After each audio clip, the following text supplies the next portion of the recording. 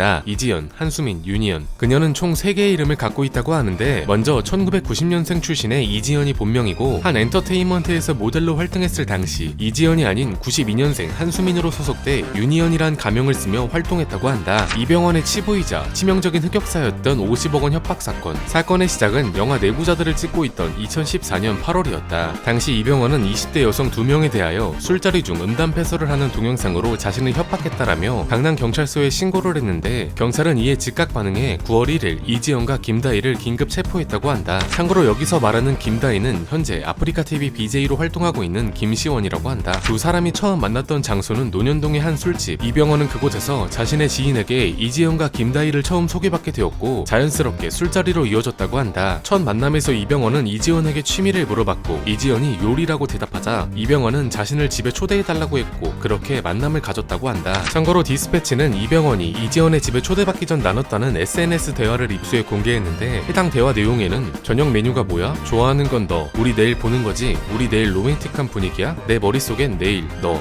로맨틱, 성공적 등의 대화 내용이 담겨 있었다. 이들은 몇 개월을 걸쳐 총 3-4번을 만나며 친분을 쌓아왔는데 당시 룸메이트가 있던 이지연은 이병헌에게 혼자 사는 집으로 옮겼으면 좋겠다. 그러면 단둘이 만날 수 있을 텐데 라며 금전적인 요구를 하기 시작했고 이에 이병헌은 그만 만나자는 식의 메시지를 보내며 거절했다고 한다. 그렇게 요구를 거절당하자 이지연은 김다희와 함께 이병헌이 자신을 껴안는 모습을 연출하기로 공모하고 보름 뒤 이병헌을 다시 집으로 초대했는데 술자리 도중 미리 싱크대 벽에 설치해놓은 스마트폰을 이용해 포옹 장면을 촬영하려 했으나 실패해버렸다고 한다. 계획이 실패하자 밖에서 대기하고 있던 다희가 들어가 술자리 도중 나눴던 음담패설을 빌미로 이병헌을 협박하기 시작. 가방 2개를 꺼내 50억 원을 달라고 요구했으나 병헌이 형은 바로 빤스런 경찰에 신고를 했다. 참고로 이병헌이 협박당했다는 음담패설의 내용은 첫 잠자리가 언제냐, 얼굴 대 성적 매력 우선순위는? 라는 내용이었다. 그렇게 이지연과 김다희가 체포되자 언론에서는 걸그룹으로 활동했던 김다희와는 달리 인지도가 없었던 이지연의 정체를 추측하기 시작했는데